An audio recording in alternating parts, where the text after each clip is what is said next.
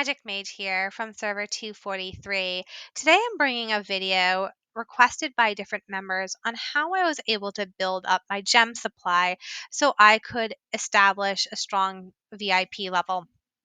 And I've been asked this question by both free to play lords and lords that have a low to medium spending budget. Now, I started off playing this game as a free to play member, and around 3 to 4 months into the game, I first decided to invest by purchasing that contract builder for $5. When I decided to invest in the game, at that time, I really was only spending on that contract builder, and then I continued to play free to play for another month up until I really started working with a mentor to develop a budget to help progress my main march. And my budget was really small. It was $30 a month. But I was able to do a lot with that $30 a month, and particularly to obtain gems. So the first month, what I did was I purchased this growth fund, and that growth fund gives me 22,000 gems as I build my castle. And when I reached castle level 40, I will have obtained the full 22,000 gems. So you get a little bit each time you've increased this castle level. To put this into perspective, if you were to go to your gem shop and purchase $25,000 gems, so just 3,000 gems more, you're looking at $100 for that purchase. And the reason why I say it's 25,000 gems is your first purchase gives you double of what you're purchasing. So, with that being stated, this growth fund for $10 is a significant deal. You do need to make sure you're obtaining VIP level 3. That's really not too difficult if you are completing the chronicles as you go and you're in an alliance where someone may be investing a little bit into the game. So that $10 growth fund was the first purchase I made in the game following my contract builder. The second one I purchased would be the under Kingdom Supplies, and that is this 30-day gem supply. And for the longest time, that really was the only additional thing I was purchasing would be this 30-day gem supply. It was $10 a month, 350 gems a day. And I would get that along with the monthly golden path. And that golden path deal I would purchase was just this $5 package here. And that $5 package, I made sure I completed each of my daily tasks here to obtain those golden path experience insignias so I could unlock the full 50 missions and obtain the red purchasing coins that I could use in the shop. And what I would use those merit coins for primarily was space portals, but we do have access to Stardust as well if you do not wish to migrate from your current server.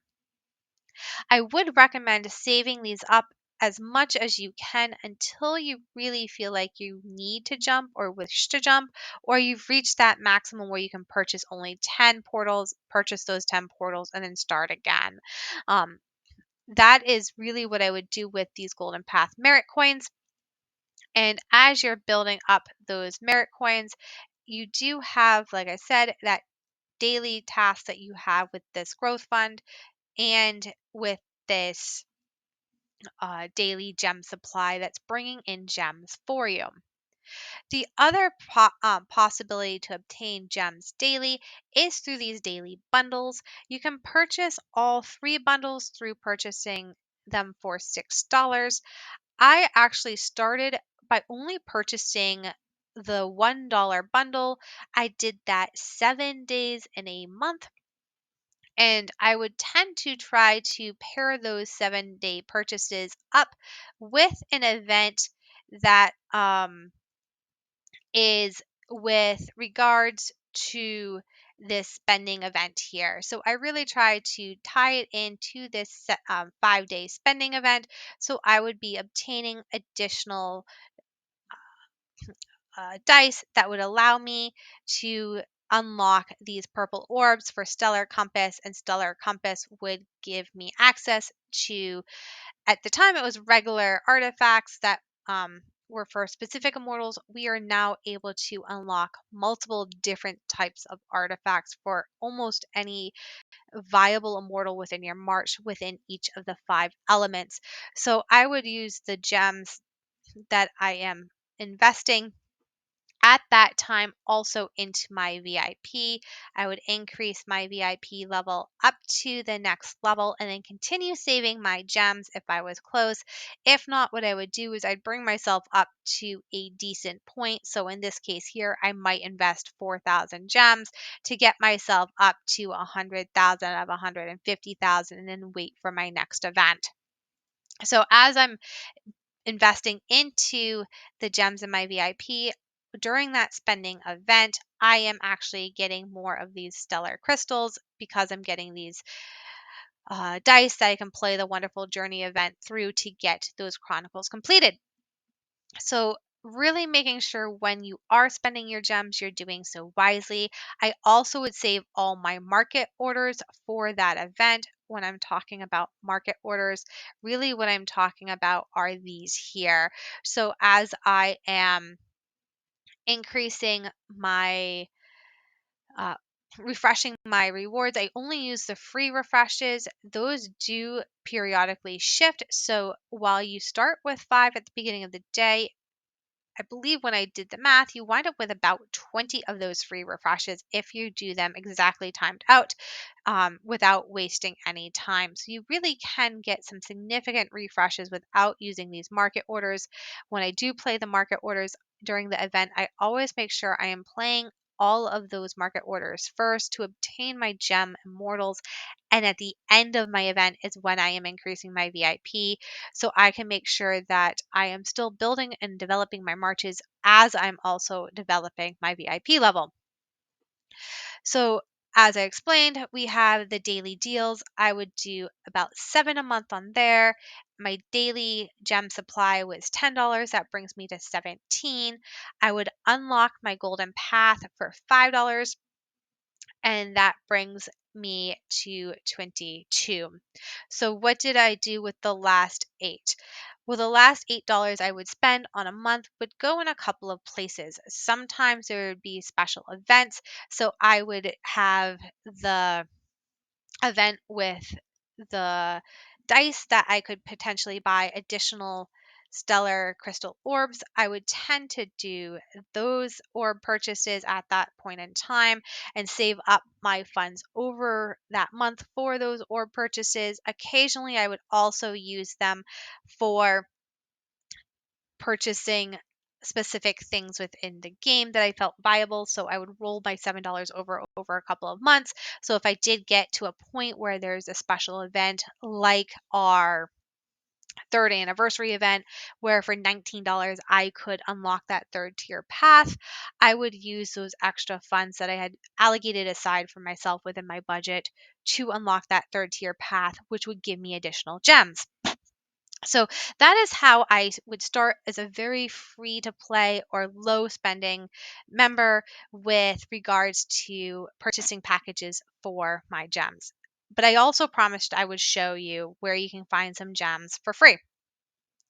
And within the arena, if you play each day within your ranking tiers, as you move up in ranking, from silver 1 to master, you can obtain 100 gems. Now, getting to master as a free to play member is not easy. It's going to take a lot of time, a lot of repeat seasons, or moving into conquest into a very quiet, small server where you can grow significantly with fewer members so you can reach that master tier. But it is possible to obtain these $100 gems as you progress through. There are 10 tiers, so that can bring you 1,000 gems within each season. Additionally, under rewards, you'll notice daily as you reach a certain tier. You'll notice right now my tier is silver 1. So at the end of each day, I'll be obtaining 30 gems.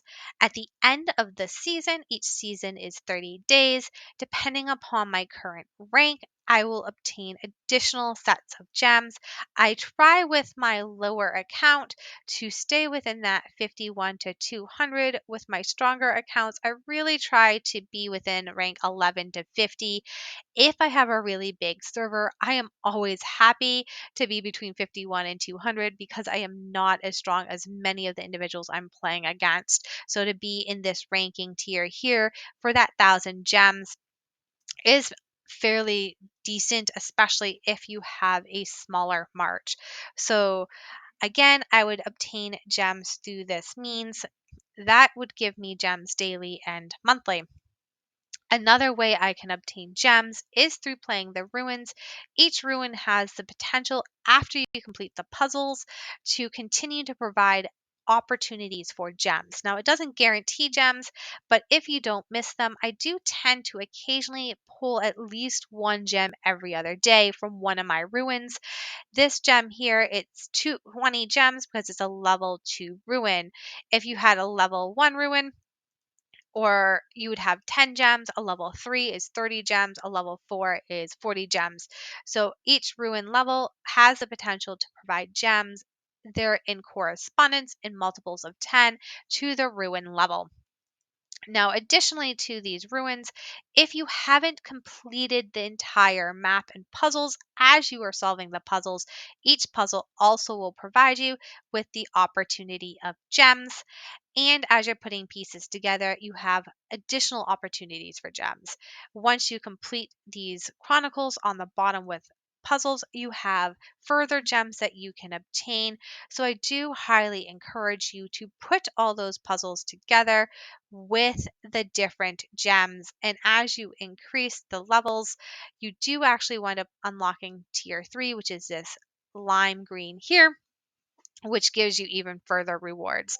So try to make sure that as you're playing this game, you are really trying to unlock these ruins as fast as you can. Do not rely just on the helpful hints. You can actually search the map for ruins. If you scroll out to see, they always have those exclamation marks on them. You'll notice this one here is also a ruin. So you can find your ruins by scrolling and just searching. It's kind of like a Where's Waldo game, but you can find the different ruins. There are also websites and resources available on GT Arcade if you search for ruins. Mal has put out a phenomenal article on them. I know I've seen one by Gavin and a couple of others who have posted the locations for ruins, and you can tend to speed up that process by going in and constantly sending your two explorers out to obtain those ruins. Now, when you first start, you only are given one explorer. As you progress through the game and put the puzzle pieces together, you do wind up unlocking that second explorer. So I would highly encourage to, again, complete those ruins as quickly and efficiently as you can. Now, there's additional games that are within our event. The 7-day reward one this time is giving us gems. So make sure you're signing in daily for those. Your daily sign ins also will provide you with free gems. And if you have particular events such as Contention of Lords, depending upon your ranking, you also have the opportunity for gems. Now, with the smaller games like the Contention of Lords and Honor Points, I do not use my speed ups for these. I save my speed ups normally for King of the Hill, and not just any King of the Hill for immortals that are really going to be utilized and valuable for my overall main march. So I'll save all my speed ups until I hit that point in time, but I will play the Contention of Lords in a everyday action where I'll take and attack different lords during this event, just as I would if I were to be looking for obtaining just that regular everyday honor points that I'm getting. So I will play this event, but I don't waste speed ups on it. So I'll play until I complete my chronicles. The reason why I complete those chronicles is they also give me different rewards, particularly in the Contention of Relics. We are obtaining these soul crystals and the dragon speed ups, and those are just so valuable. So I will take and play the Chronicles to obtain these rewards, but I'm not paying them so much to ensure I'm in these rankings here. unless by natural ability I am able to get to that point.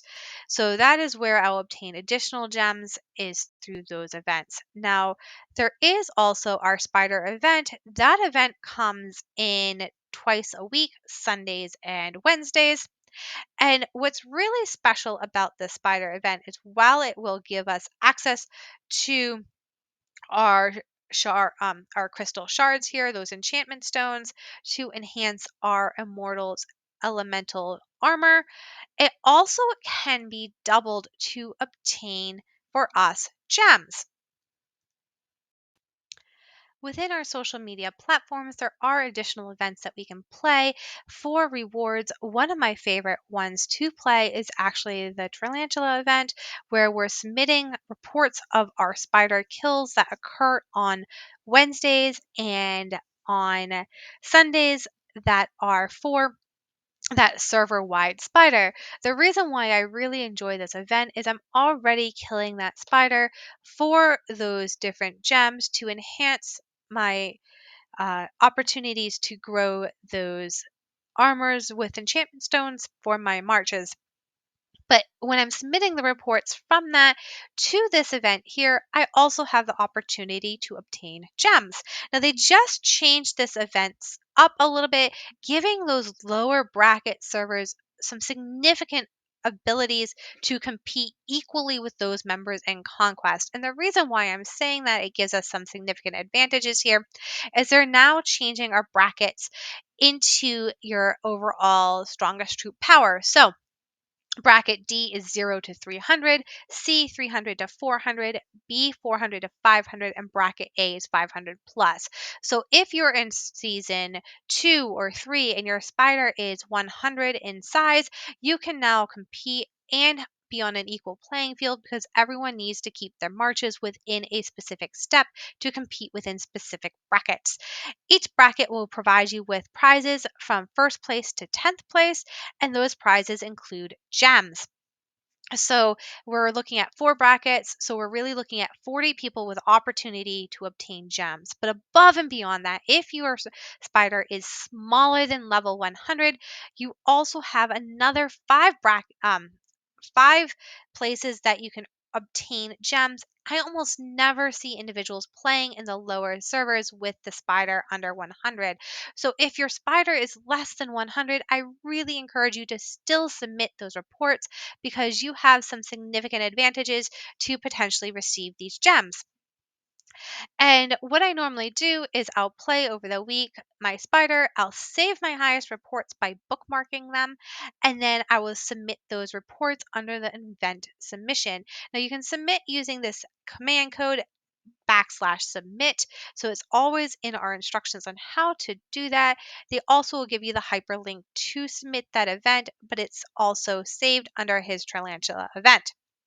And you'll see here that when you use that /submit option, you have a chance to put in your user ID, your username, your bracket, that would be the 100 plus bracket A, B, C, or D, or less than 100, your server number, the percent of your kill, so you'll see this is a 1.53% kill, and your screenshot of your spider. Make sure you're including your date and your timestamp so they can verify it is within this spider time period to count and submit for that spider. Now, I started playing this event. I did okay. I had a lightning march, which is not good for spiders in any way.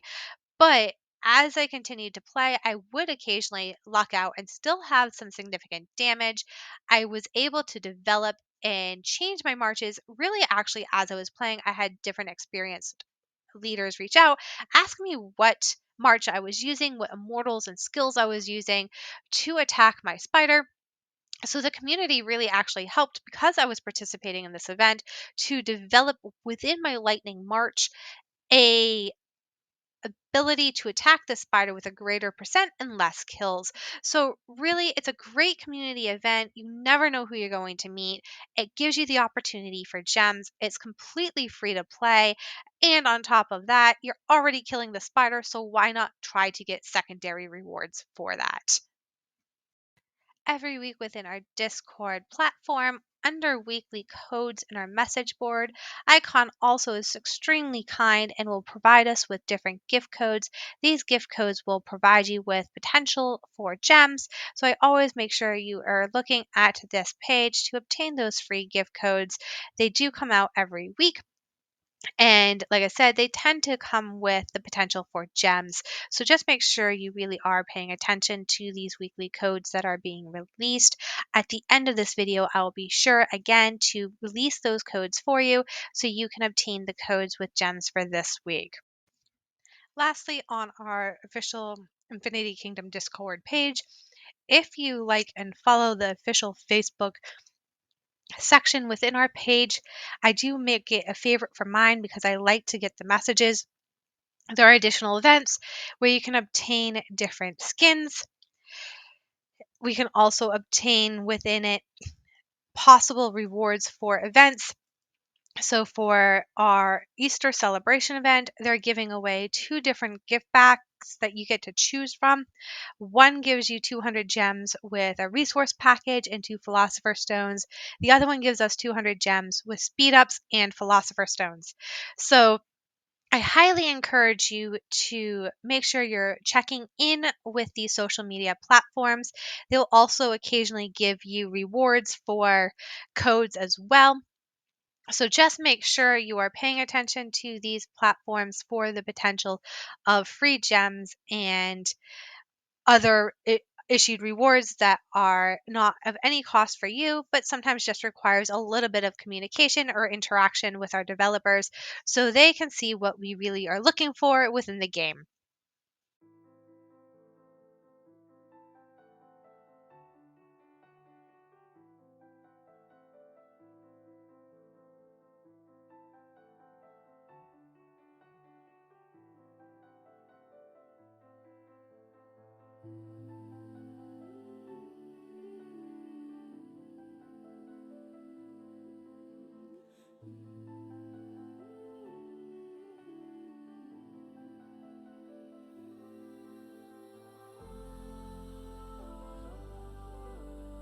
While there are additional ways throughout our game to find and earn free gems, such as Illusion Battlefield League, if you liked and watched 15 battles, you could obtain 200 gems for doing that action. So you can always find gems in some of these events as well.